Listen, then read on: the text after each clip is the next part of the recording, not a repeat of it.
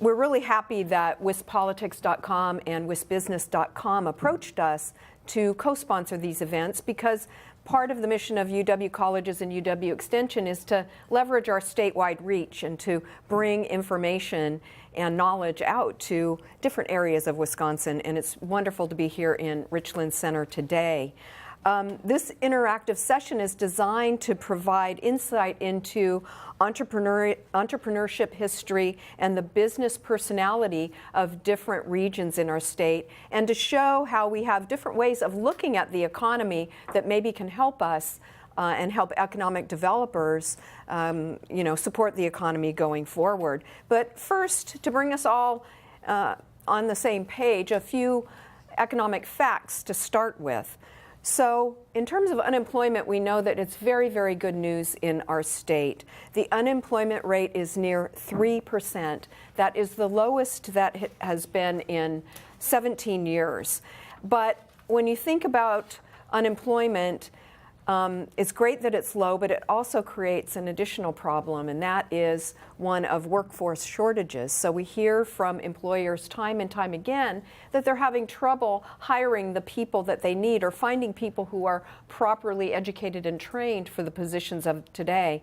In fact, a recent survey from Wisconsin Manufacturers and Commerce, that's the state's largest business association, found that 77% of its members had difficulty finding workers. And this is up from 53% reporting the same 2 years ago. So it's definitely a trend. Wage gap, another fact. Wages in general have not kept up with inflation over the past decade for many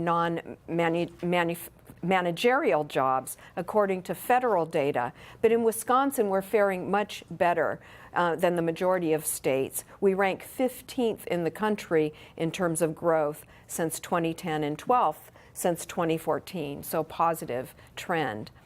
Company size, Wisconsin ranks in the top 10, in fact number 8 nationally, for the percentage of jobs with second stage businesses at 42.7%. So second stage companies are those companies with a size between 10 and 99 employees. And this represents existing companies who have proven themselves, who are ripe for expansion and adding more jobs. So that's a great thing for our state. In terms of locally owned businesses, Wisconsin ranks in the top 20 nationally for the percentage of business establishments that are locally owned, 83.6% for 2016. National trends indicate that locally owned companies contribute to a more stable economy. And right here in Richland County, there's a higher percentage of business establishments in the agricultural, food production, and food processing industries. No surprise to those of you who live here, I'm sure. It's nearly 4 times more when compared to the average Wisconsin economy. So anyway, just giving you a little starting point, some facts to start with. And now I'd like to ask our panelists to introduce themselves and their role, their day job, and their interest in this particular panel, Navigating the New Economy. So first, start immediately to my right. I'm John Kaskinen. I'm the Chief Economist for the Wisconsin Department of Revenue. I've served multiple administrations in that role, but I would argue my day job is taking care of my 12-year-old daughter. All right, I'm Mark Lang with Extension Division for Business and Entrepreneurship. And so we have 5 units within that group, really focused on business development rather than economic development. So we have the Small Business Development Center network across the state, which Brock Waterman kind of serves in this area, and I don't think Brock is able to be here today. We have the Center for Technology Commercialization, which is also very active in the southwest part of the state. The Food Finance Institute, we'll talk a little bit more about that. Where we work with high potential food companies, helping them to gain kind of the financial expertise to be able to gain some new capital and investment and loans. We have the Center for Business Intelligence, which is kind of focused on those second stage companies, trying to figure out how to help get information into the hands of those CEOs of those companies, because information is that new currency of economic development. How do they take that information and grow their companies? And so we help them with those. And then we have the Business Dynamics Research Consortium, which is studies 61 million business establishments across a 20-year history in the U.S. And by that, we can then drill down into local economies and help economic developers and community leaders better understand what's really going on inside the business economy and the business activity that helps dictate what's happening in that economy and how they can better serve and be more specialized at serving their business economy. My name is Will Cronin. I am the Community Resource Development Educator with the Crawford County UW Extension Office. So my office is in Prairie du Chien, so not so far from here.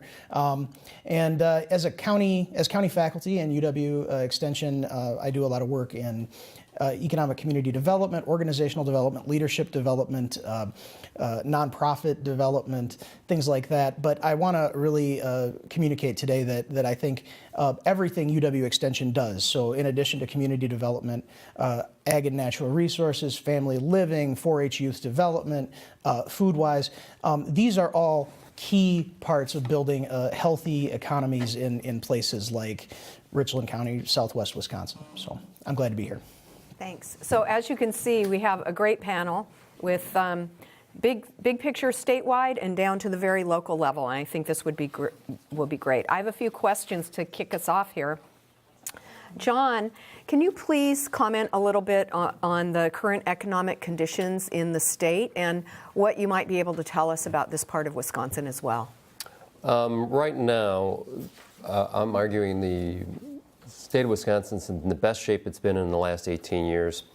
Our September unemployment rate, seasonally not adjusted, was 3%, as you highlighted. That's our best since September 1999, and if we go back to 1976, that's the third best on record. So over 40 some odd years, we're looking at unemployment rates that we rarely see. That's had the lovely property of, yes, you do have sort of a challenge to get more workers, but in some respects the workers themselves are meeting that challenge because we are getting labor force growth, particularly along, if you're near the Illinois border, we're getting labor force growth. The labor force here is even growing locally. In Vernon County in particular, you're getting very strong employment growth as well. So we've hit the stage where we're past the recovery, so we're putting ourselves in a position, and I think Wisconsin's especially putting itself in a position of it is becoming more competitive nationally. Great. And I often note that Wisconsin ranks very low on these indices of entrepreneurship. And I'm wondering if you can comment on that. I know we've discussed it before and you have a much different take on it. I definitely have a much different take on it. The Kauffman Foundation actually does two indices, the first of which is what is your startup rate? And we rank pretty low, depending on how you want to measure it. Dead last or right next to it. But they also do another metric, which is the Main Street Index. And we rank number 2 in that. If we take past those composite index and look at the U.S. Census Business Dynamics Series, yes, we are pretty low on startups, but we do really well on retention. So we might not have the culture of fail early and often. We might have the culture of plan carefully and succeed. The net result is ultimately how does the business dynamic work for us in terms of what's the survival rate?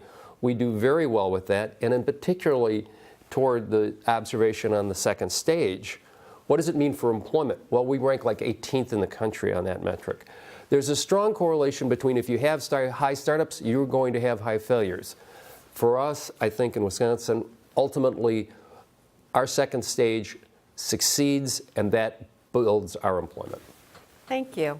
And that allows me to segue very nicely into my next question of Mark. Can you talk a little bit more about your work with second stage companies and why you believe that this is really a spotlight or a hot spot for us to focus on? I'm going to start, though, by finishing or adding to the answer, because we talked about this at the last one, and I think I got some perfect opportunity. I have colleagues in the room who, the statistics came from them. So Greg and Kristen are with the Center for Community and Economic Development. A lot of you know them. They do a lot of wonderful work around the state. They're an EDA center.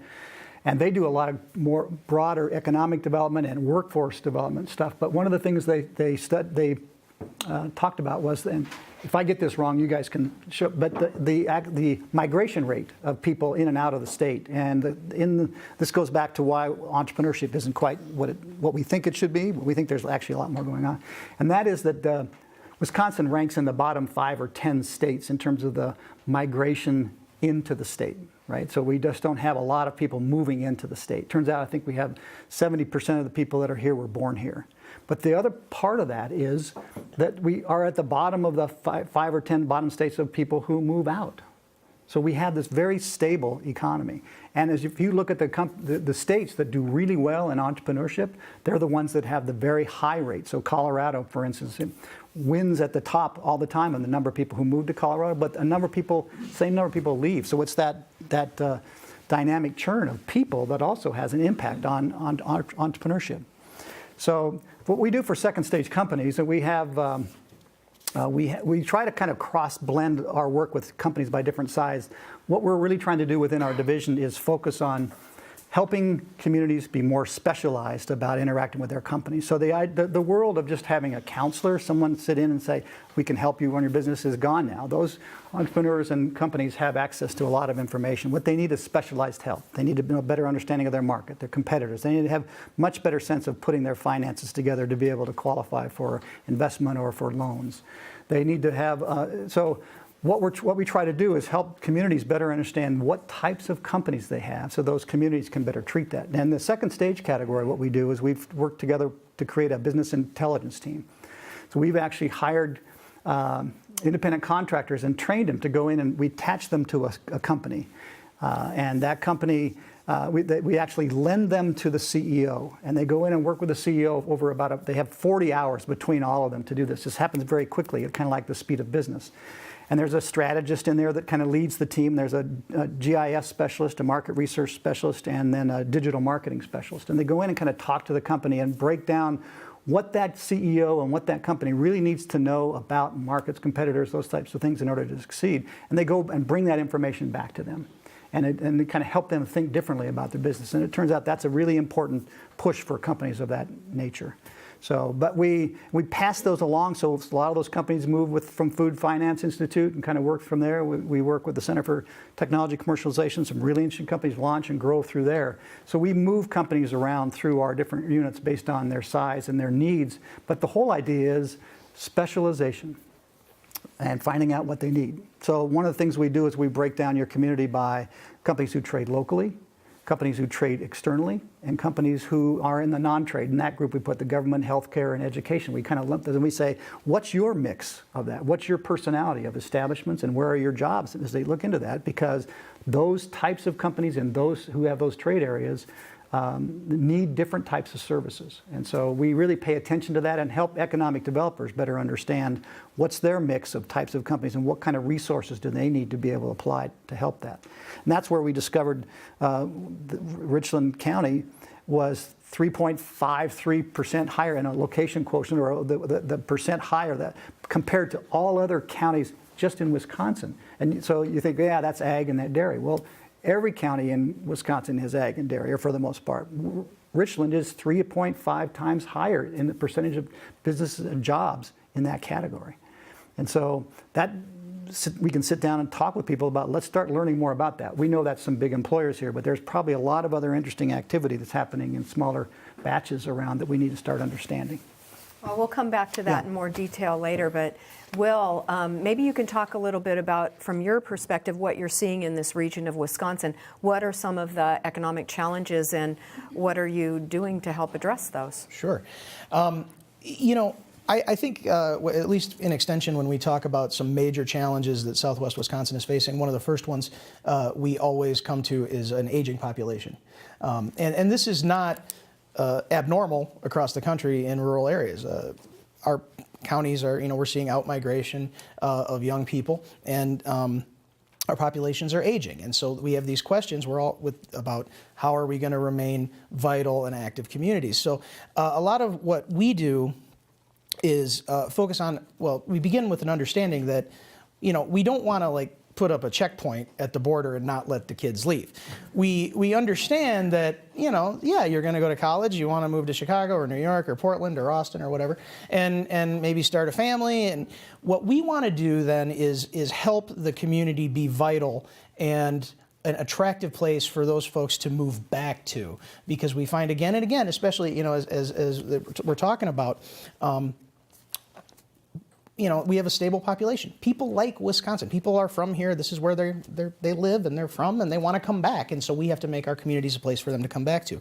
And we do that in a lot of ways, but I think one thing I'd like to highlight is the work that some of our educators in this region are doing around youth in government.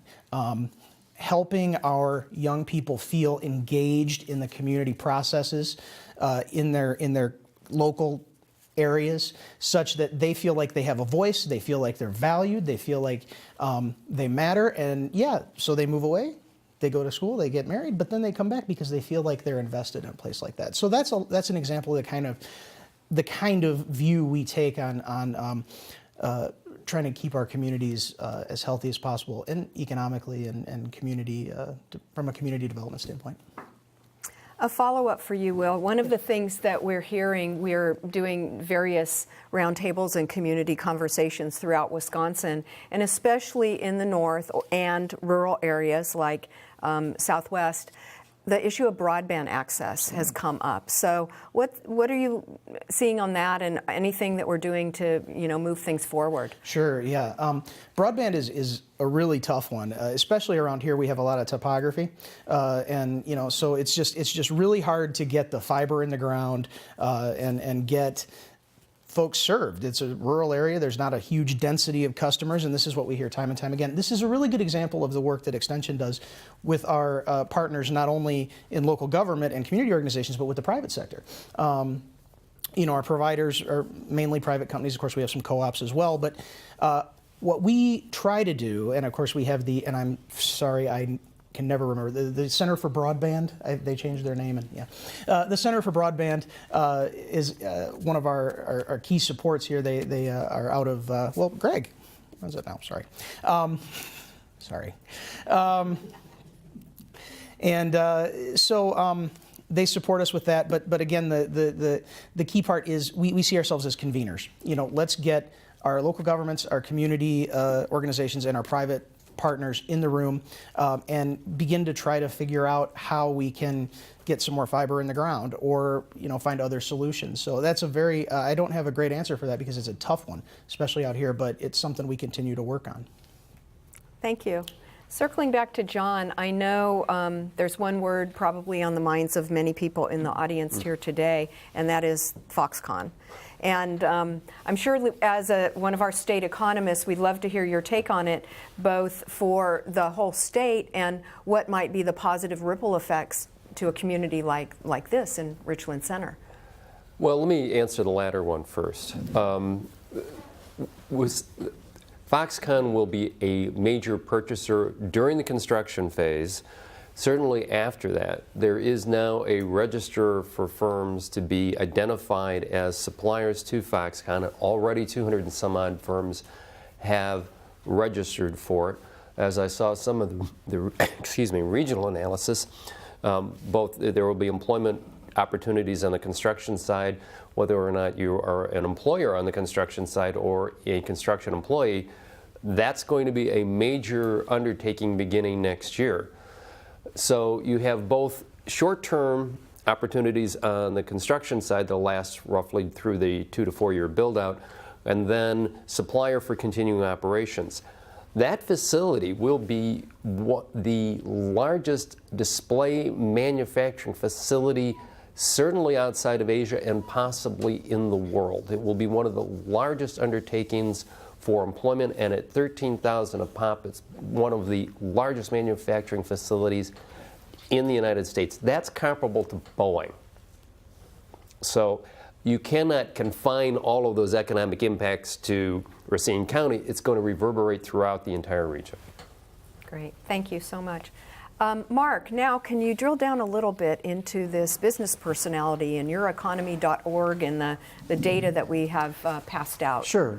We we've launched a new data source since we've been working at it for a couple of years now to kind of get it working, and it's a matter of using different data that isn't typically government data, and we're using commercial data that's used to sell back and forth businesses to learn about each other by. So we use InfoGroup, but we took historical data for 19 years and put it into a filtering system that allowed us to watch change and then track that change business by business across 20 years across the entire U.S. economy. And so we're now making that available to really look at business and employment at the local level. So you consider that a lot of the economic statistics that you see are like 30,000-foot view and good views, but we want to get to a street view. We want you to be able to look down the street and understand more about every single business that you see there, who owns it, where's it owned, is it external, those types of things. So we've filtered that out. If you've got this handout, I'm going to talk a little bit about this one if you want to look at that. If you want to kind of compare the 3 counties we're doing, they're all listed there. We can come back and look at that overall comparison, but you can kind of look at Wisconsin in general as a state, the 413,000 establishments. When you kind of look at the population, it's about 14 establishments for every 100 people. And I haven't actually run that at a national level to kind of see where we sit on that, but that might be another interesting indicator of entrepreneurial activity that we don't get credit for, and we might have. Right. And so you can see kind of where that sits in some of those communities there. The resident companies is a brand new category that we created because we can actually we know where the headquarters, either it's a standalone company or we know the headquarters is of a company, and this tells us whether or not, when we're looking at county level, whether that headquarters that company reports to is in that county or outside.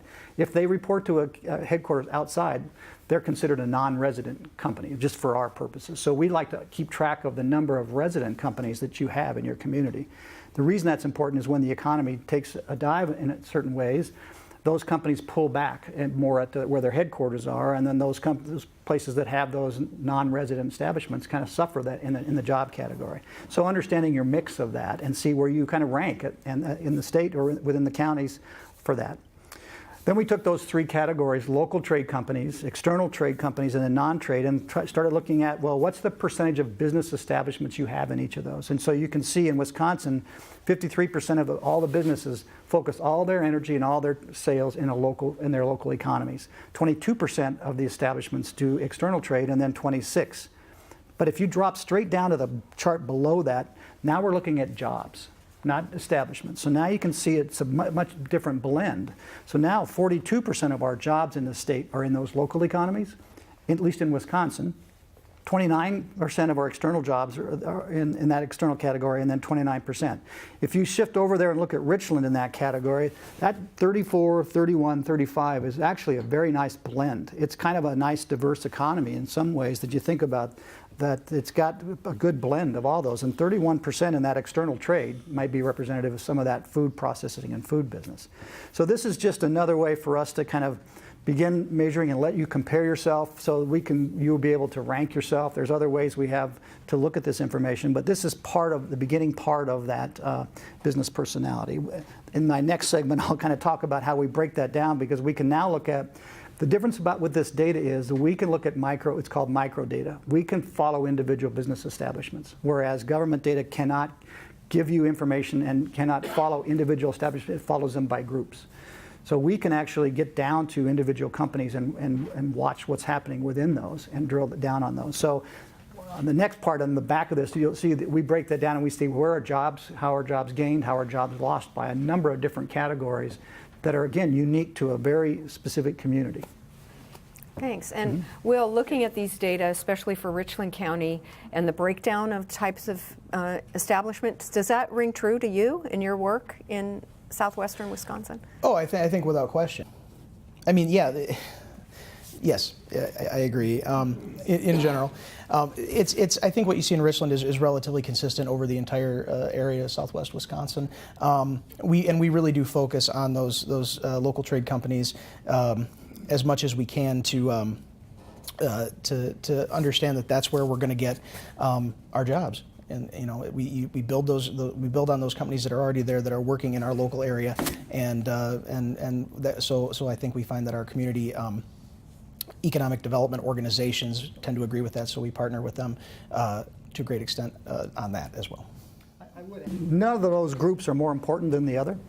So local trade companies really are critical for creating the culture in which Those other companies want to exist and other people want to have jobs. The reason we divide them out is that those companies in the local economy, what they need to compete is completely different than those companies who are competing outside, right? They have a whole different set of needs to grow and to be stable and to be sustainable than those companies that have big markets. They're competing in international, national markets. They have to have more competitor information, market information, all that type of stuff.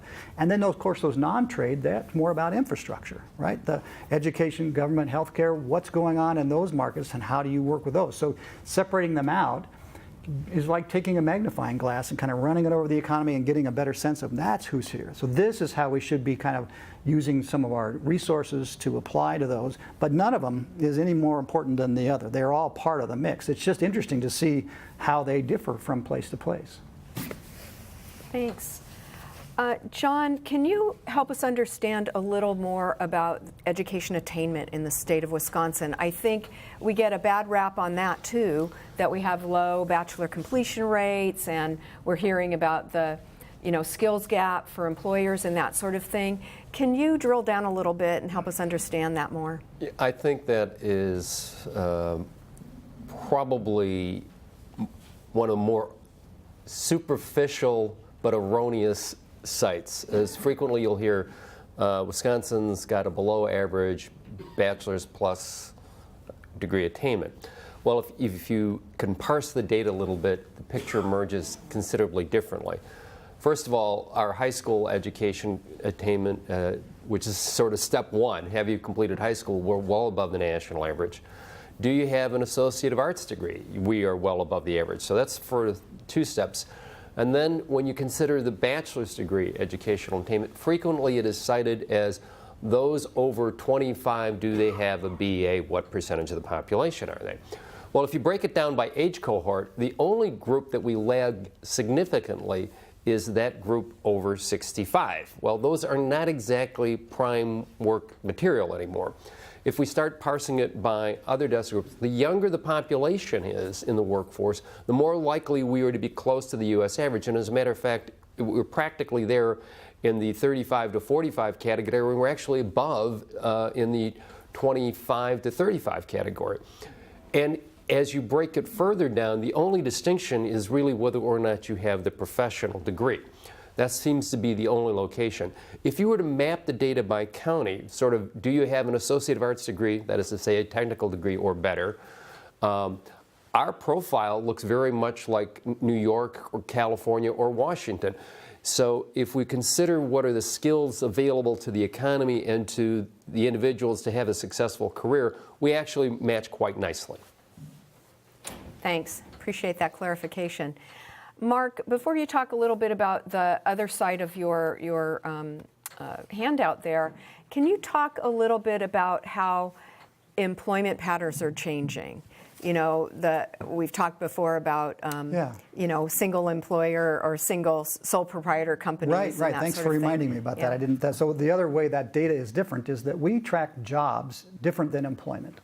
So jobs happen to be self-reported by these companies in this database, but that includes a lot of times if John and I own a company together, but we're partners, we're sole proprietors, partners, we don't have any employees. Government data and employment data would say we have 0 employees. Our data says, well, we have 0 employees, but we have 2 jobs. And as soon as we hire Will to join our company, the government data will say they have 1 employee, and we have 3 jobs. Right? So it picks up all those people, and it may pick up some part-time workers that aren't included, and even some contract workers that actually work on the facility. So we're seeing a shift in how companies distribute jobs. They aren't all going to full-time equivalent jobs anymore. So they're hiring other people who may work 20 hours over there and 20 hours over there, and they have their own business. And so we see that in the increase in establishments and then the increase in jobs. And so that's part of that idea of the new economy. How do you track the job? You may not see companies adding employees, but we can follow when companies spin off and create another company, or when they add more partners. Because a lot of companies may end up, I do know some companies where there are, not in Wisconsin, but I know there are, I think, 300 partners in this company. They have 5 employees. So we report that as 305, right? Because we're watching that activity to see how that works. So understanding that, then understanding the difference between jobs and employment, and then because when we show, and John mentioned this last time, I said, well, I'm showing we have 4.2 million jobs in Wisconsin. How much higher is that than employment? And I think you said, oh, by the fact it's about 1.2 million more. So jobs generally run 20 to 30% higher than employment. But watching jobs now kind of under the surface and what coming and going and where they're going gives us probably a little better idea of what's happening in the new economy.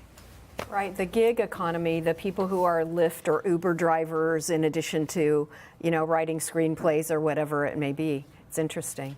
So we'll come back to this other chart in a minute. And Will, one of the hallmarks of cooperative extension, I know in the economic area, is facilitating partnerships and collaborations. And can you give us an example or two of some that you've done? Yeah, we in co-op extension, I think a lot of us see ourselves as sort of the connective tissue amongst our community organizations, our local government groups, to be that convener, to bring our organizations together, work out a more efficient way to do things, and implement solutions. So an example of this that we've done in Crawford County that I consider some very grassroots economic development stuff is the work that we have done over the last couple of years with our farmers markets. We have 3 small farmers markets in Crawford County. We secured, in partnership with our Economic Development Corporation, a USDA grant that we use to hire staff. We use to implement electronic benefits transfer, or food stamps and credit and debit. We are able to track some data to watch our numbers grow, do marketing, things like that. And we have seen from our vendors who are very small business people, who are, it's not their living, but in general, but they're, it's important to them. And we're using that to build our community food system from the ground up. And as you know, in Southwest Wisconsin, ag is so important. So I want to talk briefly about our colleagues in ag. Right over there, Adam Haiti is working, he's the Richland County ag agent, and he's working right now with hog farmers in 3 counties to create a cooperative marketing a marketing co-op for their hogs. And that's not maybe, forgive me, the most flashy thing in the world, but that is absolutely grassroots economic development with some of our absolutely key small business people. Great, thank you. John, another issue that comes up, I'm just, bouncing these things off of you that I hear that I wonder, what's behind them. The standard of living in Wisconsin, that's another thing that I'd like to understand a little bit more, because again, we hear our standard of living is cost of living, standard of living is lower than other states. Well, there is a big problem which economists call money illusion. We all understand that a dollar in Richland Center is not the same as a dollar in New York City. In New York City, you'd probably need 2 or 3, twice as much. But there are measures that can adjust for cost of living. And Wisconsin's about 31st in terms of cost of living. So relative to other states, if you want to do the comparison on how well off you are, you have to adjust for the cost of living standards. New York itself is like 20%, not New York City, but the state of New York, is about 20% of the U.S. average. We're about 95% of the U.S. average statewide. So if you were to take what is our median household income, which is already above the U.S. average, and adjust for cost of living, our overall ranking goes to like we're 15th in the country. So when you realize what we can purchase for what we earn decently, and then our cost of living is low, so we're relatively well off compared to most states. Our overall median household income, if you adjust for cost of living, is better than California's. Okay, that's good news, right? It's better than New York, too. Yeah, okay, well. Mark, now I'm really interested in these additional charts that you have on your handout. How do we interpret those? What are we learning from them? Thanks for letting me explain those.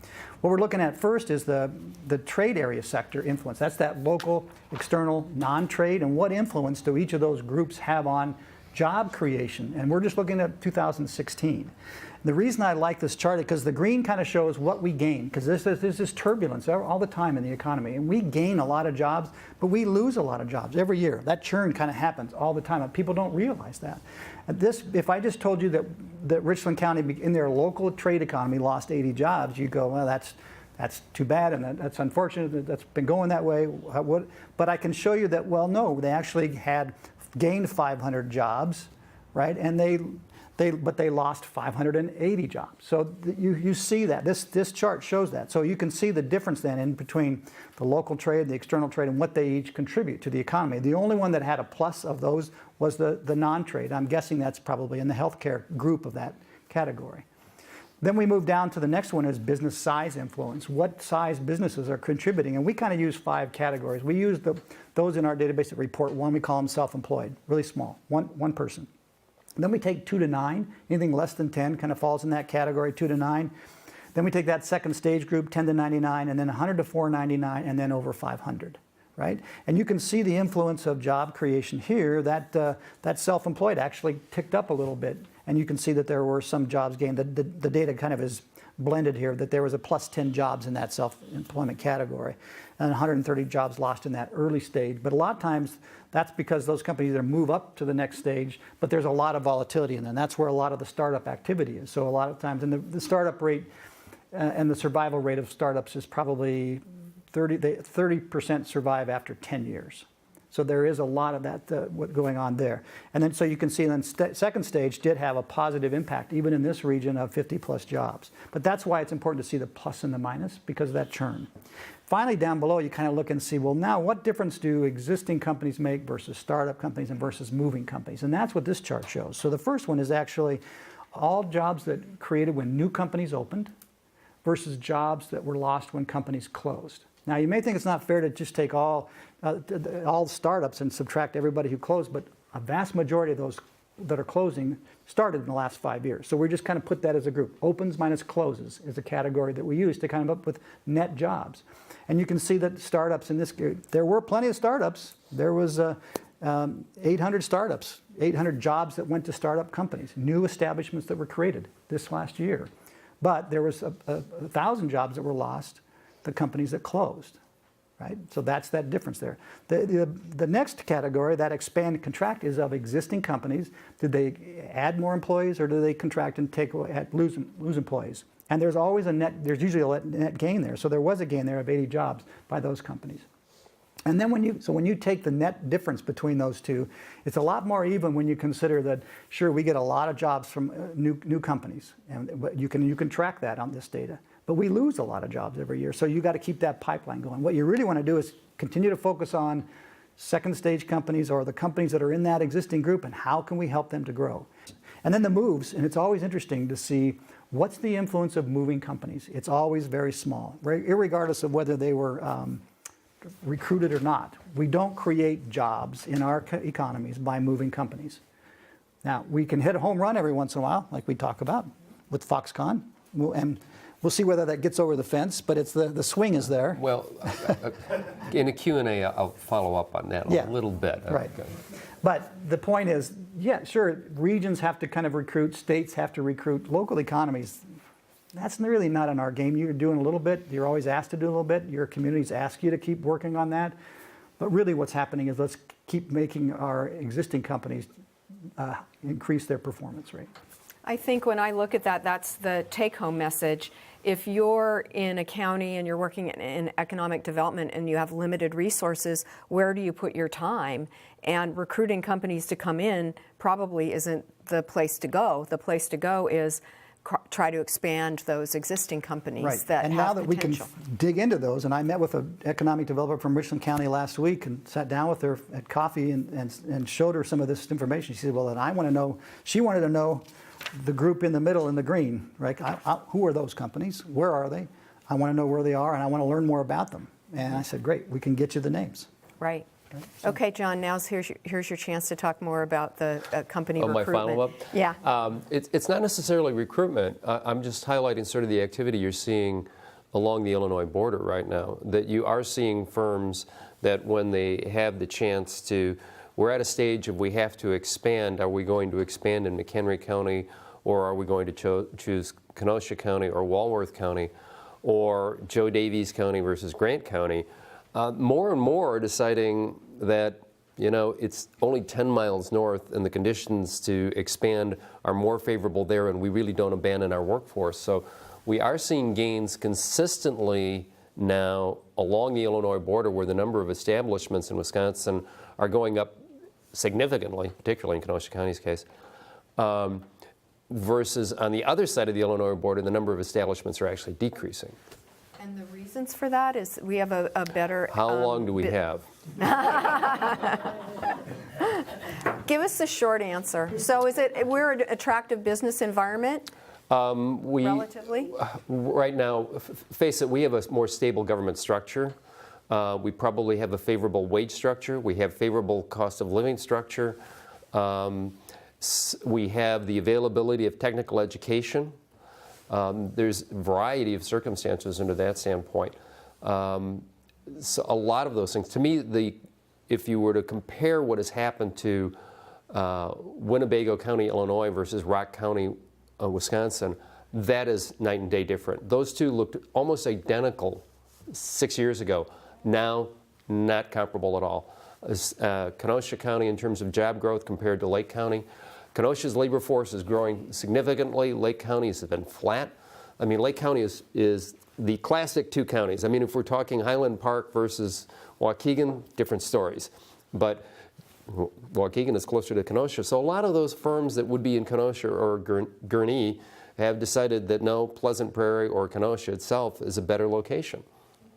Well, that's great news. Now I'd love to open it up to our audience for any burning questions that you have. And what I'll do is repeat the question before you guys answer it. So, on the issue of focusing on business retention versus recruiting new businesses, where does the analysis of the gaps fit in there? the question is about how do you work with industry diversity. Where does that variable come into this so that you're not just dominated by one industry? Good, interesting. Yeah, I think one of the things we do is when we've got, I'm going up to talk to economic developers next week, and I've got a spreadsheet. So all those three categories I talk about, there's 7 that feed into the local, 9 that feed in 9 subcategories, and we can now look at trends across the years, and we can then see what's happening, which ones are going up and which ones are going down.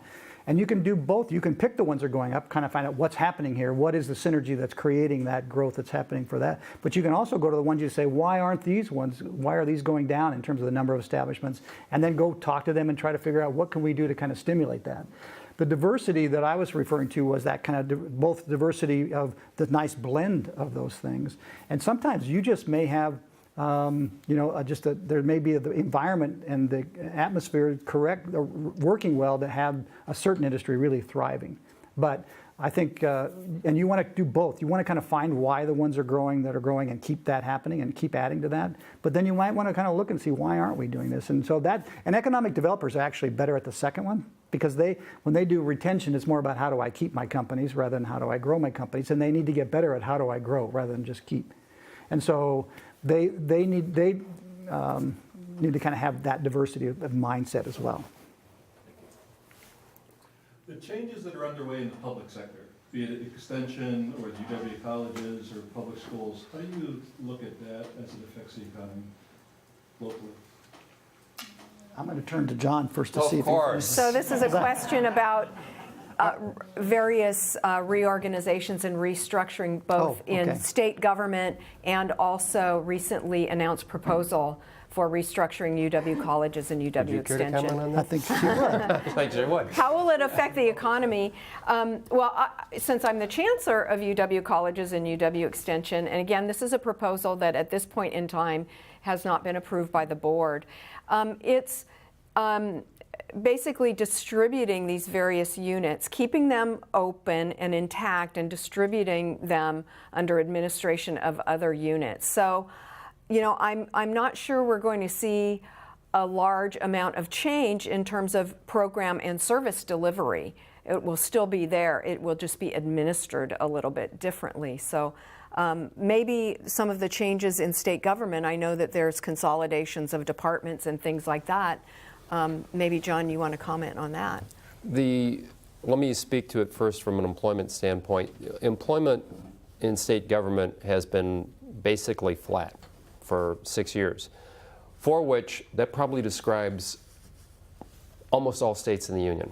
Government as a sector has been relatively flat. The growth that you're seeing in the economy is all on the private side. And with respect to, because I did go look at this question yesterday because I wondered the same thing. And what growth there is in government employment tends to be on the university side. It is not in the state agency side. The challenge, of course, from a university standpoint is, I believe your enrollment pattern is such that you at that lovely stage in the age profile where it's starting to decline a little bit. So you have to adapt for your clientele. That's not any different than any business would. The key is, from a larger perspective, from 40,000 feet, is do you want to find yourself in a position you're flexible enough to adjust, which I think is the thrust of the university's case. It is certainly true on the state government side, because you don't want to have stranded costs that basically mean you're going to compromise your ability to provide services. So while it's scary if you're in the business, longer term, I don't think it's a disadvantage. Did you get your answer that you were looking for? I think I'm interested in your thoughts too. Right. Well, I look at that mix of that that third category, that government, healthcare, and I think as we put that out more, it's brand new. I mean, that study was done really to break down local versus external, and these researchers spent a lot of time figuring that all out. We then just pulled those three out and said, from a business development standpoint, what that group needs, and that's really not what our strengths are in terms of how we help companies to grow. Those three groups aren't in our category. So, but we also thought it was important to know what impact they have on jobs and on number of establishments and how that looks different. I can tell you that in Richland County there was a little bit of an increase in the government. We've noticed that. Maybe it's just because the numbers are so small that you add a few employees in a certain category, it might go up there. So I'm guessing we're going to have to break that category down more often for people, because to me, seeing that category rise rapidly means healthcare, not government. And so, but it's the first time people have actually ever looked at their economy that way. So we've got a lot to learn about that. Okay. Will, any comments on this? Well, yeah, I mean, I guess I would just say that, you know, I think from a local perspective, in the work that I do in Extension, it's important to know that, you know, local government is a piece of, well, government is a piece of a constellation of organizations that delivers a lot of services. So, I mean, you have your county government, you've got Extension, the university, various community action programs, the planning commissions, the other regional organizations. There's this constellation of organizations that deliver a lot of services that are very important, so I know there's a little bit of it's a turbulent time, but I think I can speak to I'm fairly confident when I say that all of those of us working in that are, we're riding it out, and we are continuing to try to hold on to those partnerships and build them to deliver the best services that we can as time goes on. Thanks. Back to Greg, you had your hand up. Sure. Well, this is a question for you, but John had talked about the difference between Illinois and Wisconsin being a lot of quality of life factors as a summary that I'll take. This is a question about some of the quality of life work that you focus on in cooperative extension. Sure, and I want to. I think I'll go back to broadband on that, because the chancellor I know mentioned the gig economy as well. What we in Southwest Wisconsin are, we see it every day when we walk out our front door, is tremendous natural gifts. We've got, if you hunt and fish, or if you kayak, or mountain bike or hike, whatever, it's all right here. And so what I think, where the quality of life piece really comes in from an economic development standpoint going forward, is understanding that there's more and more people, part of that gig economy, who can pick where they want to live. They can say, I want to be able to walk out my back door and go canoeing this morning and then go write a bunch of code. And I can buy that house with a little bit of lake frontage way cheaper in the Driftless than I can someplace else. And so we look, and I know for a fact there are in Crawford County where I am, up on around Gays Mills and Soldiers Grove, we have a lot of folks who are in that kind of knowledge economy place. But the key to that is you have to have broadband. They have to be able to make the connections they need with their business partners when they need to get their work done so they can be here. And so that's, again, something we work on. So that's an example of the kind of strategies that are a little more focused on attracting that human capital as opposed to more smokestacks. Not that smokestacks are bad. Smokestacks are good. I would like to add just a comment about low cost of living and low cost of doing business is not a strategy that's for the long term. That's a spiral goes down. So that doesn't, long term, I think what we have to do is how do you figure out how to innovate and export whatever you innovate. And it doesn't, in rural communities, it can be a plethora of things. It doesn't have to be technology. It's going to be in ag, it's going to be in services, it's going to be in transportation, it's going to be in logistics, it's going to be in a lot of different things. But the future is not to continue to be the low-cost solution, because there's always going to be another low-cost competitor. The key for that is to figure out how do you create innovation in your communities, and then how do you export that innovation and bring in people who want to be a part of that.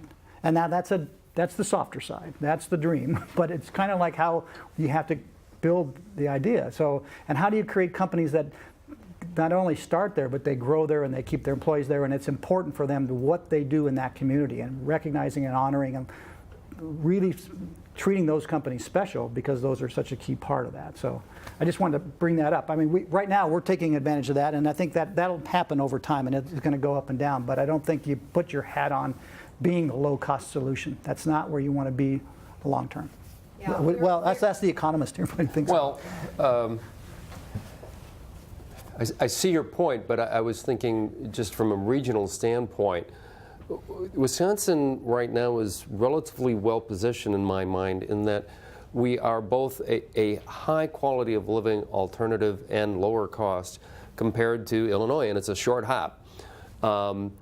It's also becoming true that we're the better alternative for Minnesota. I mean, much of what I described is going on along the Illinois border is also going along true on the Minnesota border. It's when you can just sort of change your commuting pattern by 15 minutes, that matters a lot, and that it does create enough inertia. So yes, you don't follow necessarily the race to the bottom, but that's not what we're speaking of. We're speaking of this is just our advantage right now. Right. Yeah. Agreed. Sir. Bill was talking about the choices that millennials are making and how we're seeing a resurgence of urban areas. We have a question here about migration to urban areas, especially with the millennial generation. Understand, first of all, that if the most mobile labor group is 20 to 29. You also have a situation that millennials have delayed marriage. Would they be drawn to urban areas under those two circumstances? Yes. If you were to follow the migration data for the state of Wisconsin, you will find that yes, we do lose that group. We also gain the group that are in their 30s with children. We call that the boomerangers, right? Yes. So, yes, they would migrate. Would they decide that, no, it's better to raise the kids at home? I'm confident there will be some millennials that will be happy to raise 4 children in downtown Chicago. I wouldn't count on a long list. So I would take that as a wait and see. There is a lot of that data when they focus like that, lose sight of what I would call sort of your stage of life. Yes, 20 to 29, that's the time you experiment all of that. 30s, 40s, you're raising children, you have a different set of priorities. So, and part of those priorities is if we were to follow, because I've done this, sort of what happens to our 0 to 5 children population. Presumably, if we have stability 5 years from now, we will look at them in the 5 to 10 population and the numbers should be the same. But the numbers have gone up. And there's only one way for those numbers to go up, and that is parents moved here with them. That's a good point. I think you're looking at a national trend, but it differs region by region and state to state. We discussed earlier that Wisconsin is a sticky state, meaning people tend to stay here and so, or come back home. So I think that is a trend, a worrisome national trend, but maybe not so much here in this state. I'd love to just go down the line in a lightning round and have you each say, you know, what is the one thing that you're going to focus on that you think will help spur the new economy? And I'll start with Will. Okay.